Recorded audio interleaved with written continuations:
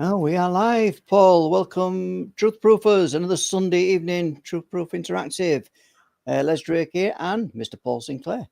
Welcome, Paul. I hope, Les. Yeah, welcome yourself, and thanks for everybody who's in chat. And let's just share an hour of basically your strange stories and your experiences. Fire some questions at us. We've got a few things that we want to talk about. A few questions that carried over, aren't we, Les, from Joe Hickey Hall's podcast on Thursday, because obviously it were a podcast, but there were a few questions that came in for myself. But before we do that, Les, we'll just have a look at these names, shall we? Let's have a look. And we've got Ian Linney in, Adam Sandor, Pete. I'm hoping he's watching from hospital. If you are, mate, get Linney's just said it. Get well soon, pal. Yeah, Jack, Olgie, Dragonborn. Let's have a look. Fred Flintstone. Let's have a look. Stuart Gibbons, Dave Barker, Henrietta, Yorkshire Grey, Lisa.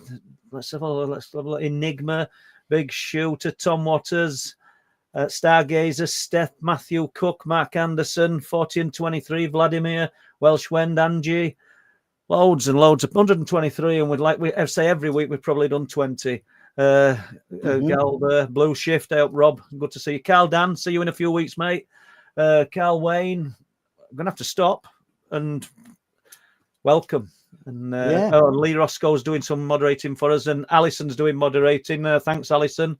Great to see you both. Mel Suter, let's have a look at Free Wheel. I've got to stop. Alan Raw, good to see you, Alan.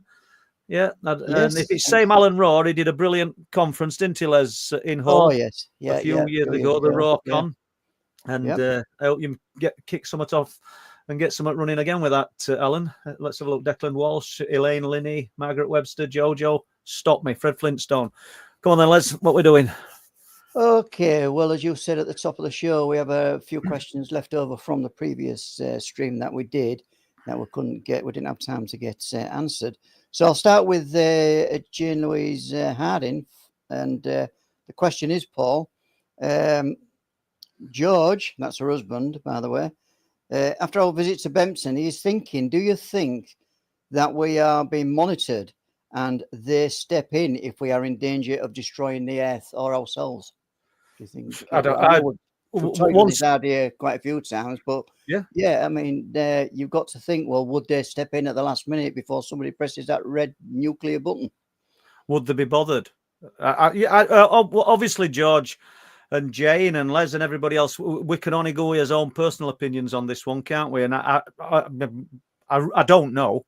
My personal opinion is probably not. They might not be bothered. If you consider, if we look back through evolution and see how many times species and things have evolved, and it's took not just thousands but millions of years to get to the stage that they're at, and then they've been wiped out, would they be bothered? I don't know. Just my views on it. If there is something interacting, if there is something watching, just staying with Bempton, or East Yorkshire, should we say, we're coming around to the idea that we're being monitored all the time up there. And I don't mean by some kind of covert military presence. I mean by some unknown intelligence. We feel that we are. And I was talking to Mike Godfrey today, and Mike's been on stream, as people will know, and he's saying, like, now with advances in kit that people are getting, we might be able to detect when these things are monitoring us, and we've found things, we've recorded things. I took a device up there in the week, and we don't know device well enough to find out what it's detecting, but we had nothing that, as in, we know what it detects, but we want to know all levels and everything else. There shouldn't be anything there. I only got it that day. Ian, who was in chat, filmed So do you think getting more of these devices, and as Mike Godfrey alluded to, probably, they're obviously getting better and better as the years go on, then is that going to bring us nearer to the answer? More devices? No, I'm not sure it'll bring us nearer to answer at this stage in time, or this point in time. I think what it might do is tell us that there's something happening that we just wouldn't have been aware of before. Jim Segala, the scientist, spoke to him in week, last week for about an hour, and he were talking about similar things that, we were talking about previously. We'd be looking to the skies like we do it. That's what we go up there for, to look to the skies and aiming cameras at the skies and setting camera equipment up to look. But it's here. We need other equipment to detect it. It's actually here in some kind of spectrum that we can't see. I mean, the thermal camera is a prime example of what Ian filmed a few weeks ago, who was in chat. A great bit of footage, and none of us would have seen it. None of us. And there's a mystery surrounding that, why we drifted off to look at that green light that weren't there. And then he films that. But, I'm sort of diverting there. So the answer to that one, George, is possibly. I suppose it depends on your opinion. I don't know. My opinion is they wouldn't be bothered. They might be wipe slate clean, and let's start with something else. We always thought them ants might make a good a good subject to work on. Let's follow them for next God knows how many thousands years. Okay, another question then from previous stream, Steve 071. Do you think military abductions occur? That's the Malabs. And if so, why? I've heard reports of military being seen with aliens during these encounters. What's your thoughts on that? Once again, Steve, I can only, all we're dealing with is his own personal opinions. But military abductions, the MILABs. So I know I've said this before. What if they've got some kind of tech? If the military or some kind of super elite group within the world have got some kind of tech that can infiltrate somebody's home and remove a person, that as in dematerialize and pass through walls and then take them somewhere else. Why aren't they using it for a lot more high-profile things than Joe Bloggs, who's claiming to be abducted by aliens? And I'm not saying he's not, but I just don't. Me personally, I don't think so. Come on, give us your ideas in chat, please. What do you think? You might totally disagree with me, and I don't think there's a wrong answer, and I don't think there's a right answer. It don't mean I'm right. I just don't think so myself. And there's plenty of, what should we say? There's plenty of targets around the world that the military abductions, the MILABs could be used for to eradicate problems in world. So why would they go for Fred Smith, who works 9 to 5, comes home from work and then claims that he's been abducted? I don't know. Okay, and I won't read all of Tracy Mumby's question out, but basically what Tracy is alluding to is that she reckons she's got an implant in her foot. So basically the question is, and the question goes for you people out on the stream there, do you know, have you had an experience where you think you might have had an implant afterwards? Nobody seems to talk about these implants nowadays, Paul. They seem to have gone off the radar. Well, I think it's still there, though, Les. I mean, Daryl Sims did loads and loads of work on implants, and he still is doing. And he's got lots and lots of examples of alleged implants removed from people. So yeah, let's throw it out there in chat. And for people who watch this afterwards, have you ever sort of thought you've had a weird experience, been pondering on something for days because something strange has happened, but then not to accompany that, you've got a strange bump on your arm or back of your neck or back of your ear? I don't know, but has that ever happened? I've got no kind of examples of personally of implants. I did work with somebody, I'm not going to say his name, not interested in the subject, to join her, who were having a lot of problems, like nasal problems. All us having problems, and he went and had some X-ray, and they found a tiny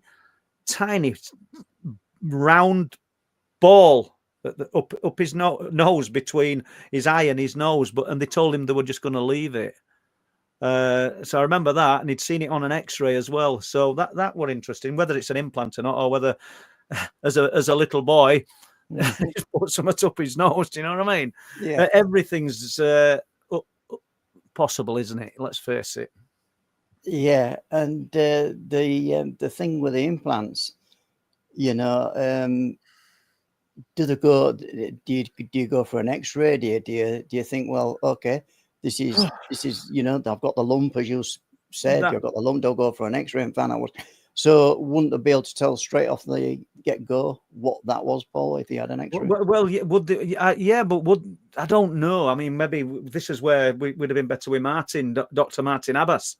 Not not that he's an expert on implants, but he's medically trained and he'd know what. I don't think I'd be comfortable going at doctors and saying, I think I've got an alien implant. Would you? But if you went with some kind of bump or protrusion that you didn't have in your skin and they x-rayed it or I don't know, cut it out. I don't know. Maybe it would be analysed. Would they tell you if it were of some unknown substance? It's gone now, but I saw Rachel Martell had put a question in chat about implants, actually, on back of what we've just talked about. And it's funny because I'd just talked to Les about Rachel, because I know that Rachel emailed me and we exchanged information years and years ago, and just got back in touch. And hopefully, Rachel, we will be doing some work on this in the next few weeks. I really would like to, because the detail that you put into what you sent me were incredible. So yeah. Okay, running on the back of the my labs topic, Blue Shift. My labs, stagecraft, they're better than the real deal in my honest opinion, but in the 5 to 100 year genetics, where we are they've been pulling the crap off for years.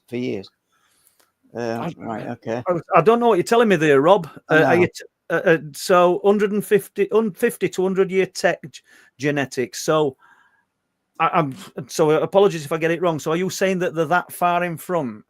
Because I still don't think that they are, but I could be wrong. I might be reading that wrong. Stagecraft. I don't know, mate. And it'd be good maybe to speak to you. I'll give you a call and have a natter to you about that. I'd like to. Yeah, and for the benefit of the viewers, I'll put that question that you previously read out. Rachel Marcel, I think my daughter has an implant up her nose, nosebleeds, and one in her scalp, small cut and bump in her teens. She's in her teens. Yeah. And this is part of what we're going to hopefully talk about, Rachel. And there's so many people come out with things like this.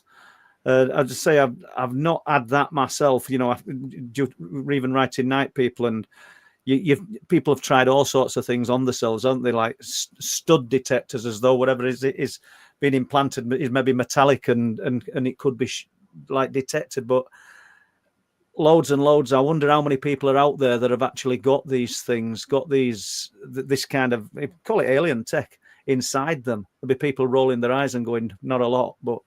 I mean, in my view, we're looking at that joiner that I worked with, and I worked with him for a few years, and I had no interest in any of this, and he couldn't work out why they detected, and he'd seen X-ray with this little ball. It was like a little ball bearing up his nose, between his nose and his eye, and they weren't going to remove it. No, and do you think all this will be kind of mashed together in the future, as humans are probably coerced into getting actual implants under the skin anyway, Paul? Well, we're kit form, aren't we, Les? Let's face it, we are, aren't we? If as some people think these intelligences, these aliens, these unknown others are from our future, us from our future, because we've somehow lost the identity of what it is to be human, this flesh, blood, and bone. When you look at the direction we're going now, it's highly possible, isn't it? You know, you've got hearing aids, you've got contact lenses, you've got prosthetic limbs, all for the good. But by the way, I'm not knocking any of this, but what I'm saying is, how far will it go before we become part machine? And you know, and once again, there'll be people rolling their eyes and saying that won't happen. Well, throw yourself back 100 years if you can, and show somebody a mobile phone, and they'd look at it like it was a piece of magic. So nothing. Okay, Steve 71. Paul, if we accept that all the phenomena you investigate is from one source, why do you think it manifests in so many different ways to people? It's a great question, that, Steve, isn't it? You know, let's face it, in my opinion, because if it is one source, let's assume it's just one intelligence and there's lots and lots of the one. I don't know, one species of this intelligence. I've often said that UFO researchers see UFOs, ghost hunters see ghosts, and you don't have to be a researcher as such. What's that? What's a researcher? You guys are researchers. You're interested in it. It's just a word. But if your particular interest if we're going to play with what Steve 071's saying, if your particular interest is the alien abduction phenomena, then that's the kind of thing that might manifest, or you might, or if you, for instance, are looking into the ghost phenomena and you have an experience, you're going to bend it to that, or the phenomena is going to show you that. It could be a hive mind, just one all-encompassing intelligence that's just being all things to all men. And why does it show? It's all right, Liz. Why does it show itself to many people in many different ways? It could be exactly those reasons, or it could be many, many intelligences. You know, I don't think there's a right or a wrong answer, and I bet people love it when I say all that, because I'm not just going to pin myself to one kind of answer, because everything's got to be left on the table when we're talking about something that we absolutely know nothing about. Okay, I'll put this on a screen. Dragonborn is asking, I enjoy the ghost files, but are you going to make them into a separate channel? Well, the ghost files, I think 3 have gone out, and there's only 3 in that series, so we don't know where we're going yet. So watch your space, Dragonborn. Yeah, and you're off somewhere, aren't you? You're in next week at all, Les? Yeah, I'm taking a trip, hopefully up north of the border, into Scotland, and see what we can glean from up there. Yeah, you're going to do a bit And of investigating. I'll be reporting back for Truth Proof, Paul. You're going to wear a kilt? I wear a kilt, and I've got the bagpipes, and I've been practicing them today. Oh, that's very good, yeah. Yeah, so, okay. Let's have a look. All right, then. Mark Anderson is asking, Paul, can you tell me more about the devices you are using at the moment? Well, we're using thermal cameras, tri-field meters, EMF meters, standard 4K cameras, the psionics cameras, limited budget, mate. And we still in my opinion, we're still spending quite a lot of money. I was on about it today, and I think I've probably spent, and I know Les will have done, but I've probably spent more than going up for £20,000 on gear. And Les might have spent even more. I don't know. And a lot of it's defunct. You know, a Sony VX2100 camera cost over £2,000 10 or 12 years ago, but I've not got rid of it because that medium, it's a brilliant camera in low light, and I've not used it in years, but you never know, you might end up using it. But I think everything's got its place. What I did other day, Mark, that's what I was on about other day. I bought a bug detector to detect hidden cameras, to detect microwave energy, to do about 4 things. And I'd only got it that day. It had only arrived just before I went out, actually. And there's different settings on it. You've got about 4 or 5 different settings. And we got it in one of these settings. And we always put the phones out of the way, all electrical devices out of the way. And as I say every time, Les, there's nothing up there. There's no electrical activity at all, nothing. And it's bleeping, like you can have it in like a buzz, like a vibration, like you'd have on a phone, or a bleep. And we had it on bleep, and it's bleeping like mad on its own, just up on this hill. It's detecting something, but it might be perfectly explainable. You know, we just need to do a bit more work with that one. Okay, let me switch back to our questions.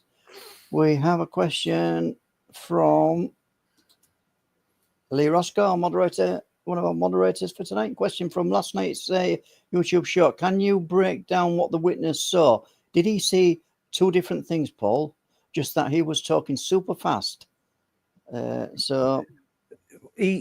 Dave you're talking about, and luckily I got to speak to him within days. I spoke to him the day after just about, but I got to speak because it's his brother primarily that's interested in this subject, and he put him on to me.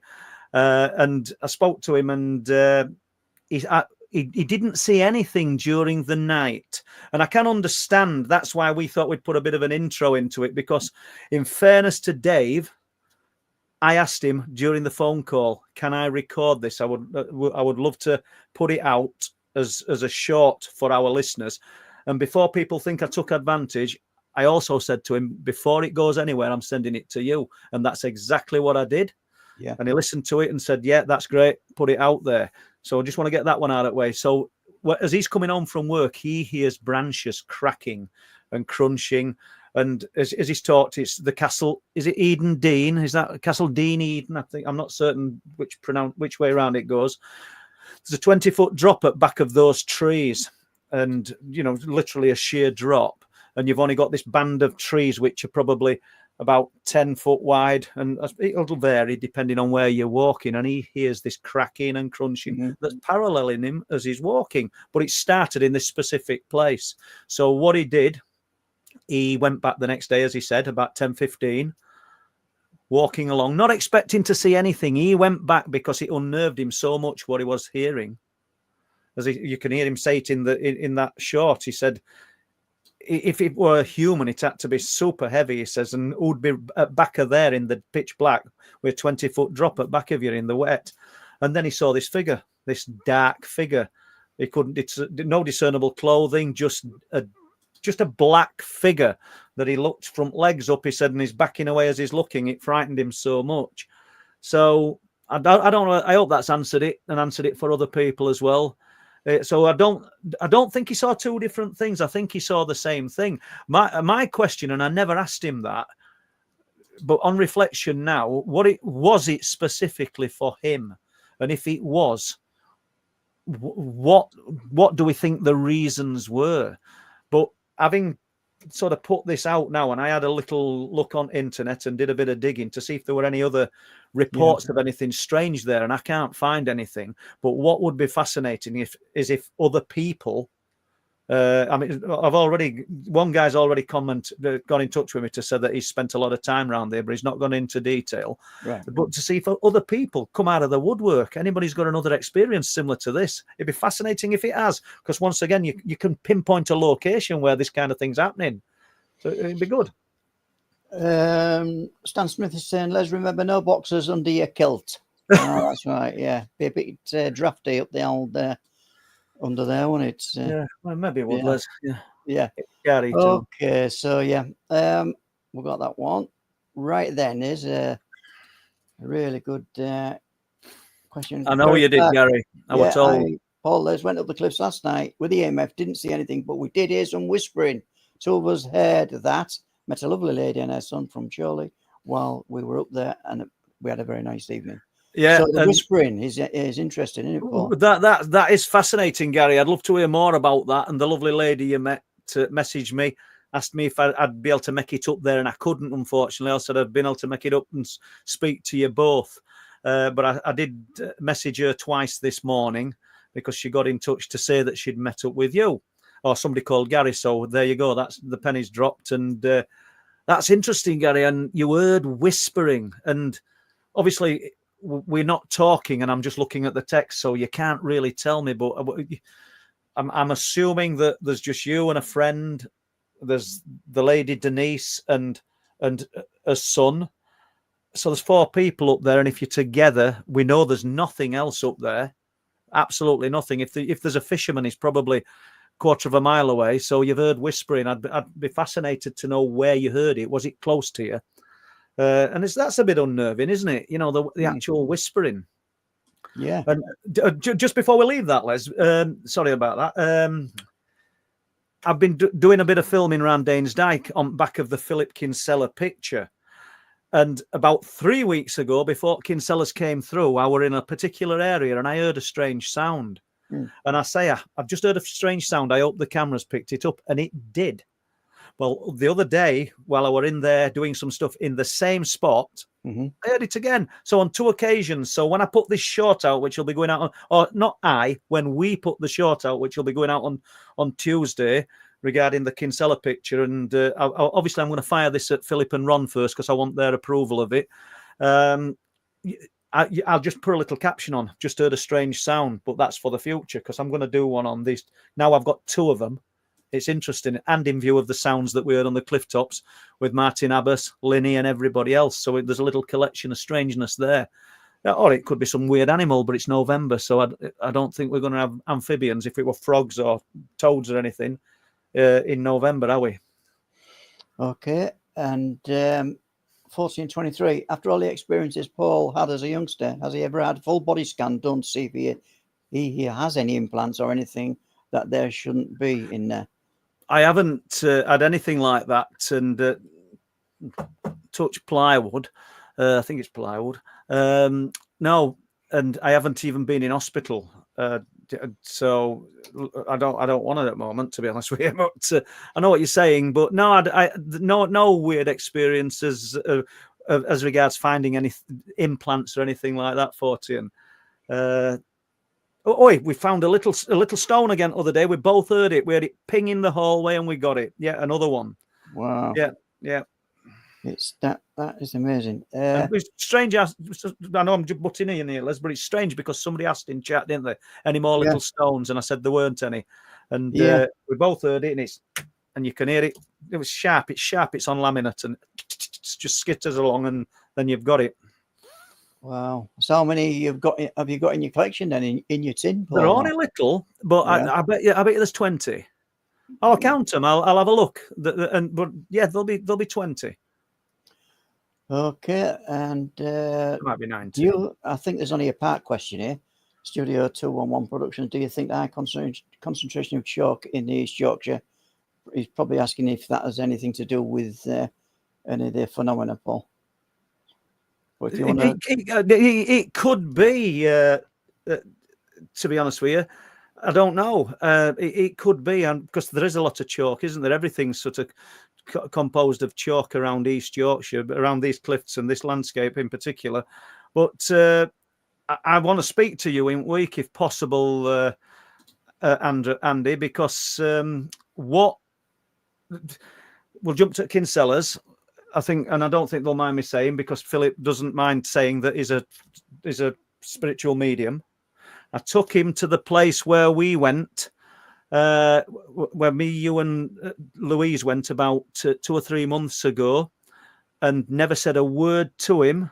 And he picked something up, and I would like, if possible, to connect you and Louise, Andy, with Philip, and he can tell you himself, because it mirrors what you were talking about, you and Louise. So a bit cryptic there, people. I'm talking to Andy, and I don't want to go into detail until I know I can. Okay, doke. Let's have a look.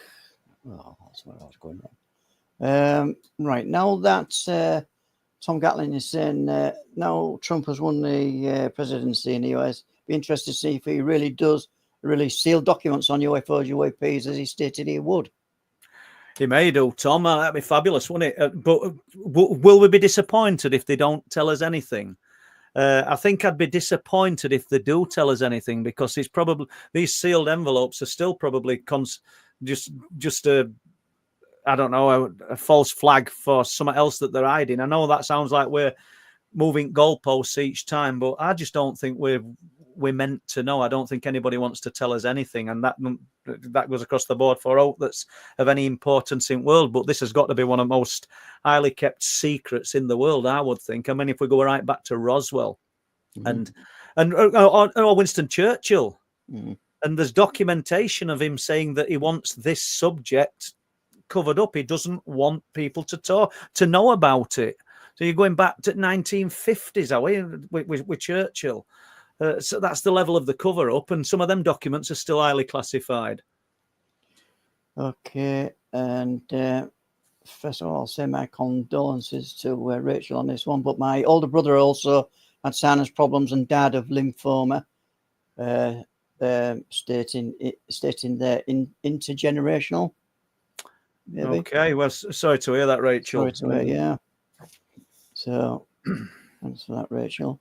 And so, following on from basically the Trump question, Yorkshire Grey 73, thoughts on the USA congressional hearings regarding UFO, or should I say UAP, this week? This week? I don't know. It'd be brilliant to have you in front of us, Gray, to get your thoughts on it. Are we gonna hear anything new? It'd be brilliant if we did. Absolutely, and you know, I'm open to it. I really would love some solid evidence from someone in an official capacity. We don't need it. People in chat, 239 people in chat. We don't need it, do we? If you've seen and experienced, you don't believe you know. But there's a lot of people out there that actually need to be brought round to the idea that this is real, and that's why we would need it from some official source. It's not for me, but for the populace as a whole. Thanks for that, Paul. And John Alexander, do you think that so many people who are contacting found it's a family thing, could point to future humans using their ancestors for their own problems in the future. Yeah, I've heard it's a family thing. I mean, you know, my own experiences with night people, if that's where we're going with this, John, I'm not sure that I've got any family members that had things to tell me, should I say. I got to know a little bit of information a few days before my dad died, but that were only that were happening in the hospital, not that had happened in his childhood or throughout his life. So it was just happening in the hospital.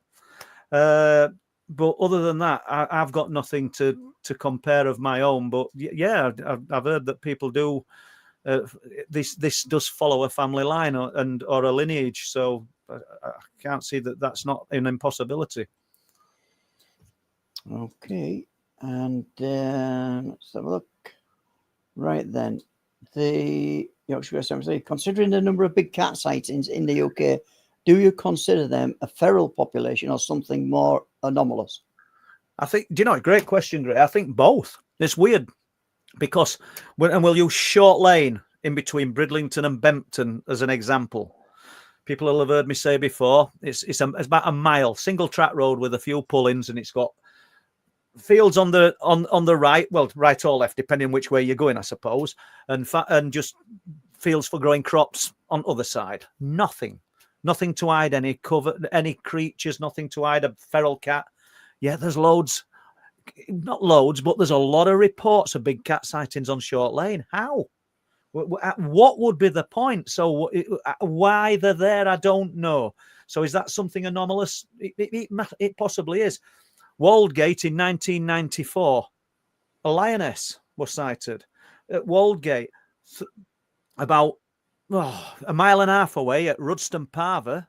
A lady called, I'll not say a surname because it's an unusual surname, called Debbie, and her husband and children. Well, Debbie and her husband were in kitchen, and they're doing whatever they're doing in kitchen, and they can hear children talking, looking out at patio doors. The doors are shut, and they're looking and talking about something. I said, that sounds odd. And they went and looked. Lioness in back garden. Same time, same weeks and everything. Is that something that's escaped from a circus? I don't know. Do you know, or is it something anomalous? And it was seen in other places as well. All around East Yorkshire, a lioness. And it was taken so seriously, the lioness at Rudston Parva, that 21 armed police officers, helicopters from RAF Leconfield and marksmen were all in area looking for it. So they didn't think, oh, this is just a misidentification. Or a painter and decorator, I can remember his name, but I won't say it, that were driving down Waldgate, and this thing's pacing his van as he's driving. He slowed down. Brilliant sighting. Is that anomalous or is that real? It certainly looked real to him, so I would think it was. The cats that are being seen at Danes Dyke at the moment, it's not new. And we'll use the guy who lived in Danes Dyke for 13 years as a prime example. 13 years, 24/7 in that dike or in that area. With everybody think he's living in a dike. He's not. That's just the name of it, isn't it? But he saw it twice. So to the people who walk around Danes Dyke once or twice a week with the dogs on just on paths and say, I've walked my dogs for years around here, I've never seen it, you're talking a load of BS. Put yourself in that vagrant's shoes who lived there for 13 years and saw it twice. They're here. These cats are here. Whether they're a feral population, you know, there's a few, more than a few, there's a lot of reports that describe these cats as being a little bit smaller, as being spaniel-sized. And it does make you wonder whether there's been some crossbreeding. I don't even know if that would be possible even. But some of the reports are smaller. Up at the Lighthouse, Bob Brown put me in touch with an old couple who came into charity shop. And Bob got talking to them. And turns out that they pulled up at the Lighthouse at Flamborough, sat and observed just the sky, not looking for anything in particular, maybe a flask of coffee or a few sandwiches. And as they're looking, there's a field in front of where they're parked that goes down to the sea. Gorse bushes and sheep grazing, and they saw a cat, a big cat, just a bit bigger than a spaniel dog, stalking. And they're adamant that it wasn't a family-sized cat. This were a big cat, but it just sounded a little bit smaller than something like a full-blown panther. The things that have been described recently at Danes Dyke sound quite big. and I've no doubt that it's there. Absolutely convinced it's there.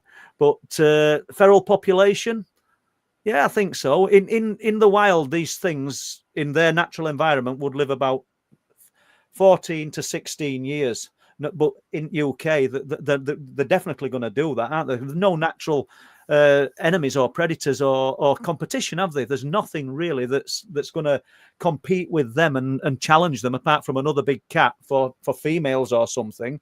So chances are they're going to survive. And for the people that said that there's no game, there's absolutely tons of game in the form of deer, pheasant, rabbit, partridge. Oh, yeah, definitely. Yeah. It's packed. And seals and seabirds. I mean, we watch with thermal camera the foxes predating on seabirds. I don't know. Okay, just at this point, I think I'm just going to remind you here, because you asked me to. You did receive a book from Mr. Steve Davis. Steve Davis, yeah. So thank you, The Steve. Devil's Den, yeah.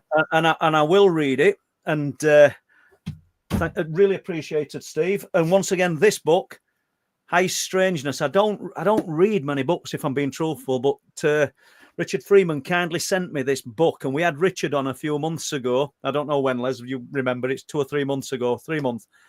And then he were off on some expedition. So I'd like to get Richard back on and talk about what he's discovered and his latest work, if possible. So I'll contact him during week, if possible, because I don't think we've got a guest for Thursday. That not mean that we're having Richard Freeman on, because he might just not want to do it just yet, but okay.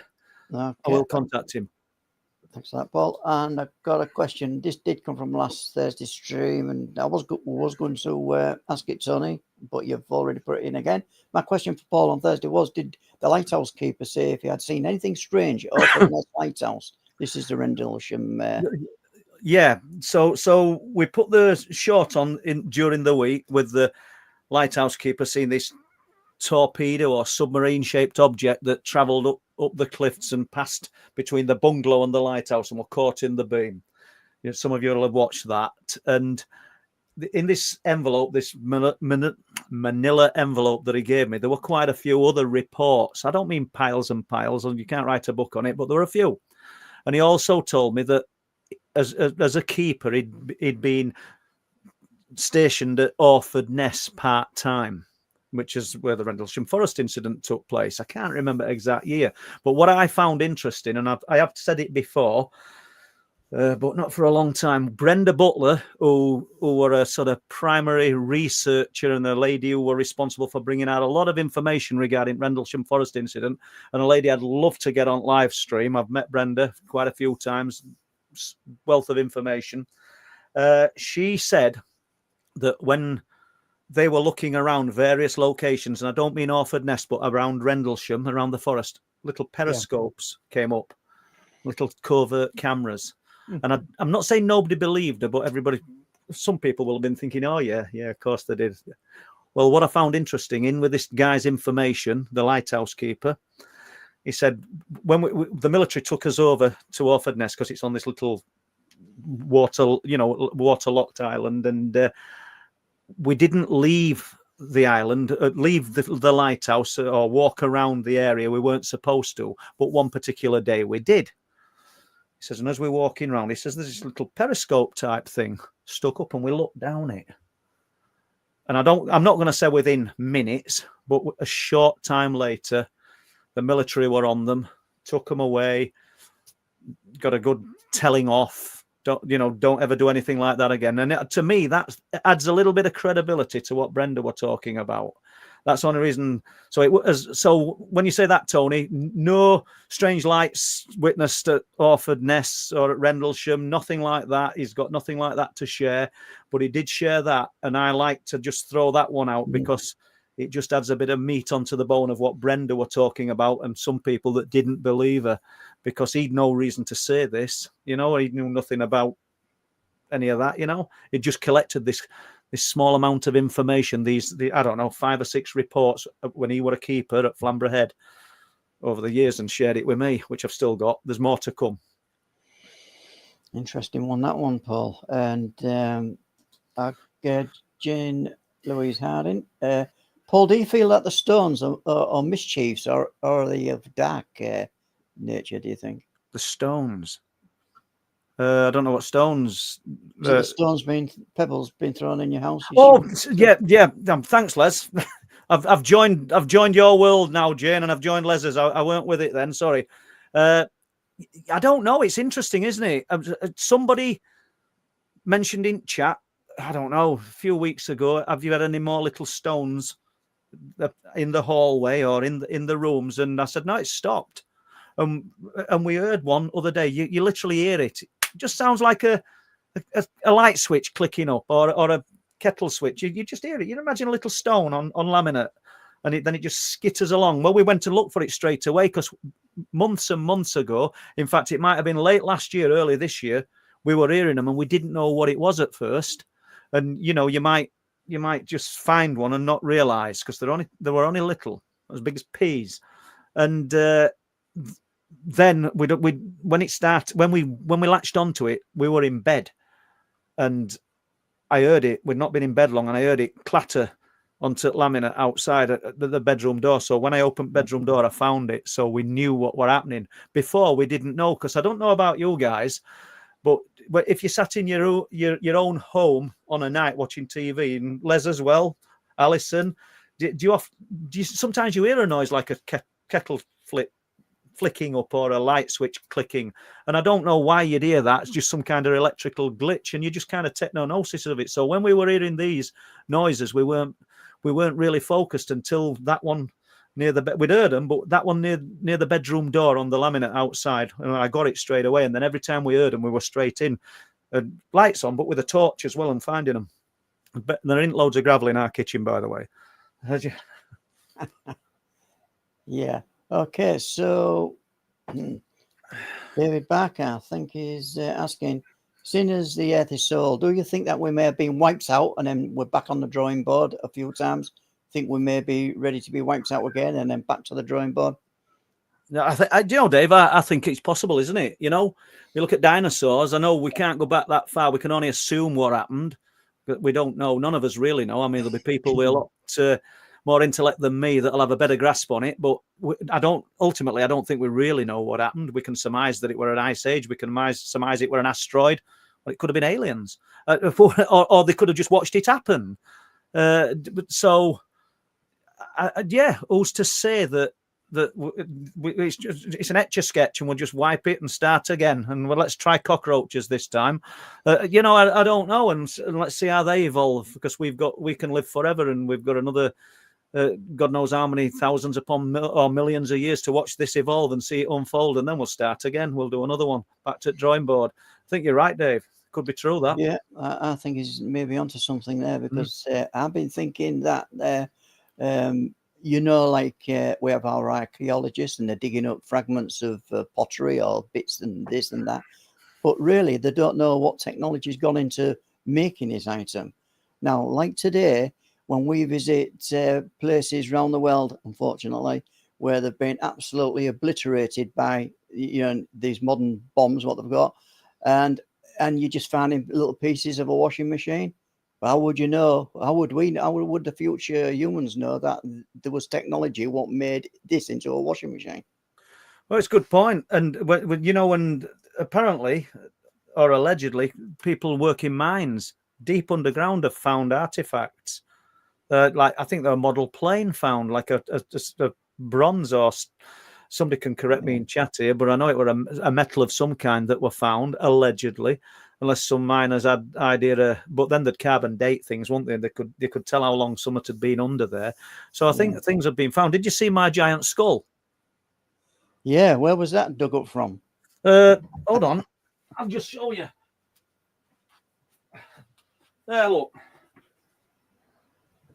What about that? Definitely, yeah.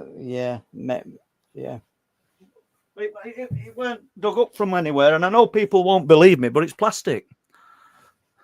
Wouldn't believe that, Paul. No, it is. It's plastic. Yeah, it's plastic. Right. But some people believe it's real. But, possibly. I don't. Right, go on then, Les. Right then, here we go. Let's carry on. We've got Dan Robbins Sart or whatever. If the phenomenon proves to be interdimensional, does Paul have any thoughts on what the other dimensions may resemble? No. And are the entities reported here some kind of avatars for other intelligences? I don't know, Dan. Do you know? And I wish I were sort of clever enough to answer it for you, but I really don't know, and I don't know anybody that does. I mean, we will have people somewhere that will attempt to answer it, but they don't know. And if it is interdimensional, I believe it's something slipping through in thin areas, and I think these areas of high strangeness, I know it's a cliche, but high strangeness do have concentrated areas within them. And I think we know where there is one up in place that we're doing a lot of, we call it research, a lot of observations, and things keep happening in that particular area. Is that some kind of interdimensional area? Is that some kind of thin area allowing other things to come through? Once again, there's going to be people watching this afterwards, and I don't mean you guys who are just going, what's he talking about? Well, what I'm talking about is the fact that we're obtaining footage, audio, all sorts of emotional reactions that we're getting from this phenomena, not unlike what they're getting at Skinwalker, not unlike what they're getting at Hestalen. And it's happening in a concentrated area. And Skinwalker, you can forget Skinwalker. This area that we're working in, it's far more active.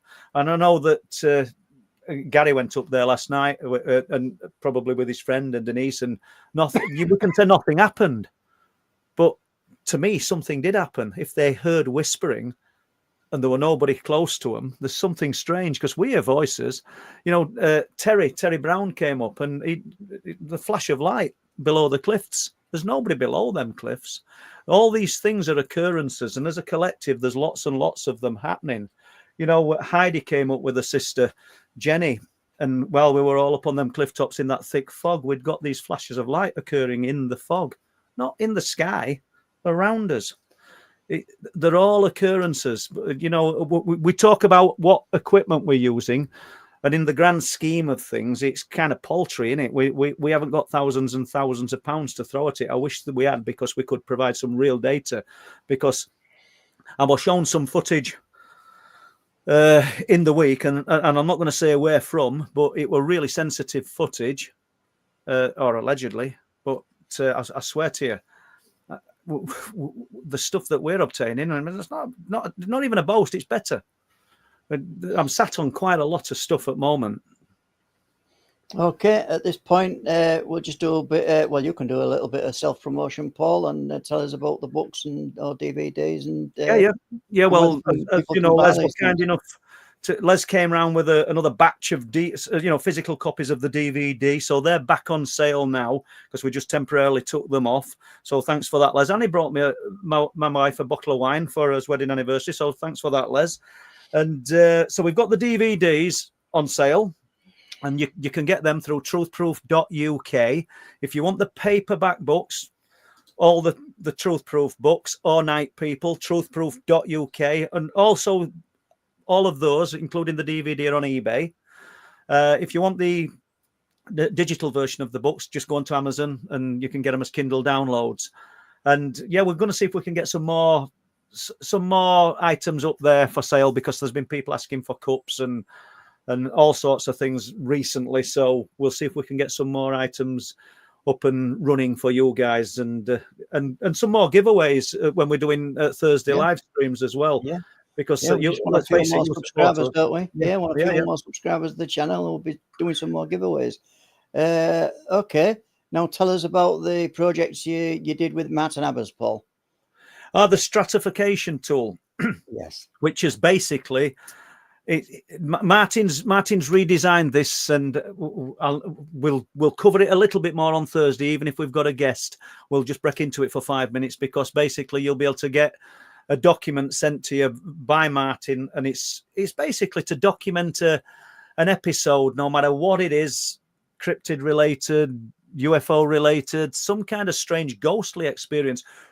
Lots and lots of questions that you can either choose to answer or not answer. You won't be judged whether if you choose to omit a few of them, and tick boxes. And hopefully we will be able to compile with enough witness reports some patterns to see that, to see what's happening, and see whether we can see it when somebody's having an episode, what kind of factors are occurring during that episode or during that experience. So please go onto the website, truthproof.uk, download or click on the link and fill in the stratification tool. It's at the moment it's not really suited for phones, and that's been our problem. We'll get that adjusted, because the more data we have, which is totally private, it's totally anonymous, your name won't be used if that's what you require. And don't mix it up with the reports page. So if you've got a UFO report to submit for myself and Don Lodge, who runs website, please submit your UFO reports. It's nothing to do with the stratification tool, that's just designed to take your report, to take your encounter, your experience, and compile it so that we can look for patterns that are forming in the experiences. I hope you understood that. Yeah, I lose myself when I'm talking half at time. And all of these links, what you need, are in tonight's description of the show. So just go there if you need any to buy anything, or or to fill in the stratification tool, as Paul says. So I'll put this question on from. Just one sec. Just sorry, Les. Dave Barker said to me, Paul, the WhatsApp I sent you from my friend is better than most on the internet. Can you still email it? I'm still can't email it. Right, okay, mate. I know where we're going with that. It's something else. Sorry, let's go on. Valiant Luli is asking, Paul and Les, do you believe they shows things in movies and TV that really exist? People report seeing a werewolf that looked like the one in the Harry Potter or the American Werewolf in London. Which come first, chicken or egg here, Valiant? And I would have thought that the reports from Folklore sound very much like the reports, sound very much like the things that depicted in movies, and to me they came first. But I know where you're coming from. Excuse me, because the guy from Reeton who claimed that he'd seen that thing, I hate saying Reeton and then Speeton straight after it, Speeton said, me and Bob Brown knew what he were going to say. He says, and it looked like the werewolf from the Harry Potter film. But you've got to find some kind of comparison that fits into something you've seen, I suppose.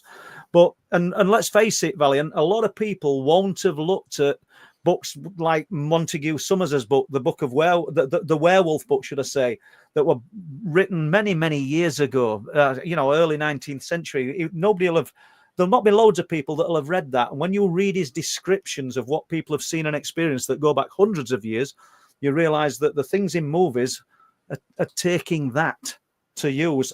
Either that or the narrative, either that or the visuals are there any road from what people have seen in real life. I don't know.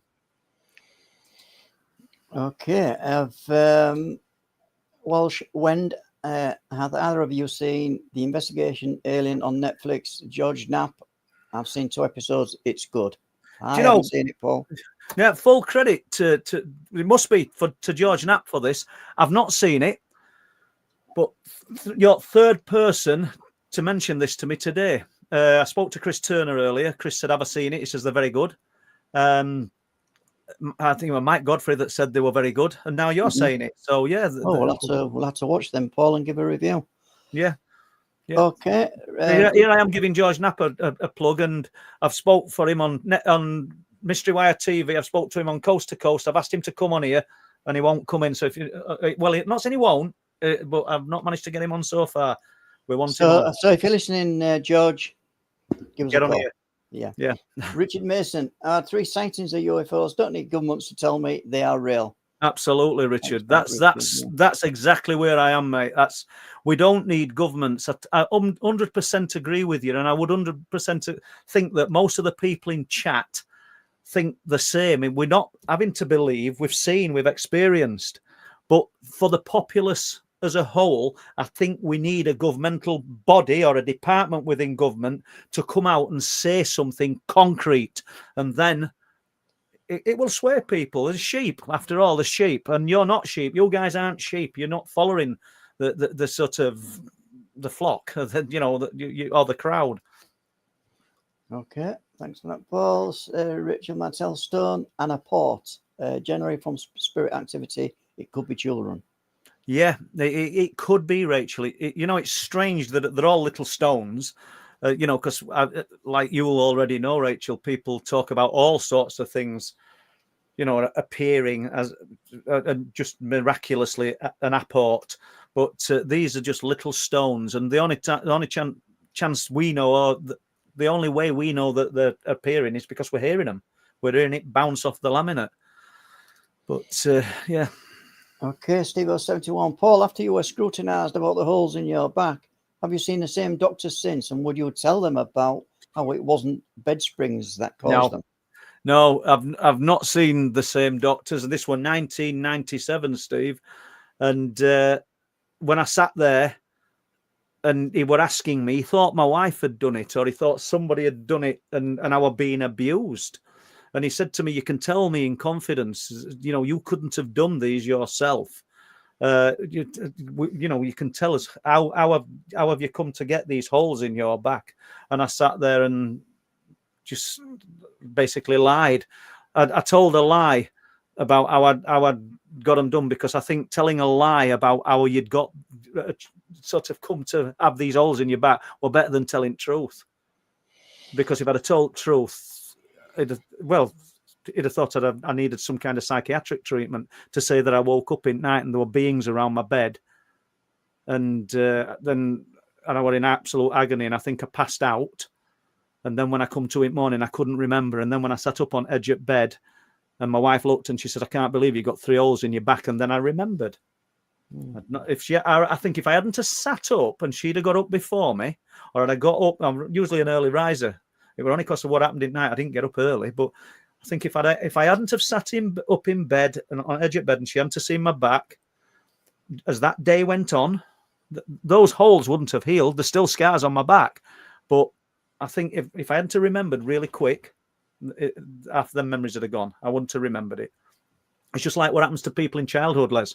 Yeah. A lot of the experiences they talk about as a small child, and then they don't remember. It dissipates.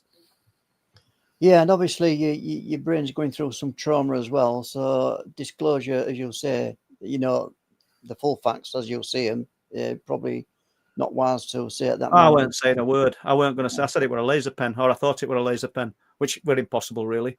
But it were at the time in 90s when people were flashing them laser pens about. Okay, right. Jack 1948 UK. Hi, Paul. I often heard you ask the question: does the Fae create the phenomena? I wonder if the phenomena creates the Fae. Once again, chicken or egg. But I find it fascinating that the Fae, we're looking at something that's earthbound, and when people talk about looking for life out there, as though it's not possible that it's traveling all these vast distances, so it can't be real. Yet we've got this thing called the Fae, fairies, these elementals, and they've been here. They're documented in folklore. They're in our history, in all cultures all around the world. And there's they're not, again, movies have sort of put them where they are as little sort of delicate Tinkerbell winged beautiful creatures, but they're not always depicted as that. And you hear stories about them allegedly shape-shifting and becoming different things. That's why I say, could the Fae be responsible for a lot of what we're seeing and experiencing? I think it's possible.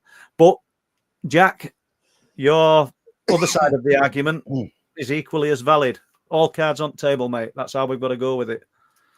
Okay, Steve-O71 is saying, Paul, do people that give you stories tell you when you chat with them, do you automatically indicate to you that they are truthful? Some do, yeah. So, eventually get there with that one. Yeah, nice. Sometimes they're tongue twisters. Like sometimes, yeah. All I'll say at this moment is, I think the phrase is, Steve, is, "Can you smell bullshit?" Yeah, and so sometimes you can. But I mean, I'll tell you now that in the week I'm going with Bob Brown to talk to a lady who claims that she's in contact with aliens. I don't know whether she is or she isn't, and I'm going to speak to her. And I'm not going to say, "Oh, I'm raising my eyebrows and I've got doubts." But I'm going to speak to her, and what do I know? I could come away thinking, that were a load of BS, but she might be on level. it's all open to our own interpretation, our own gut feeling, isn't it? And I know that the one that I talked about in County Durham other day, when I spoke to that guy and I felt the emotion in his voice, I knew we were on level. Well, I'm consciously looking at the time, and I think there's just one more to put on the screen. We're going to save the questions that we haven't read out, Paul, hopefully. Okay. And we're just going to put this one on the screen because I quite like it, actually. Oh, Enigma, I love this stream. Please don't ever stop doing it. Thank you. That's very kind of you.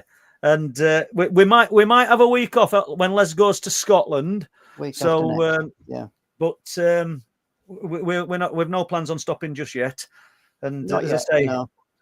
An interesting short coming up Tuesday. I'm going to fire it at the Kinsellas first to get their approval, and Les will get to see it, and he can just do a little bit of polishing with it, and we're good to go. We're good to go. So we've just got a pro thanks out, and thanks to Alison for doing the moderating, and Lee Roscoe. Thank you very much. And thanks for all the questions from all the beautiful people in the chat tonight. And yeah, it's been great. Absolutely. I'll echo that. Thank you very much, and good night. And we'll see you. Bye.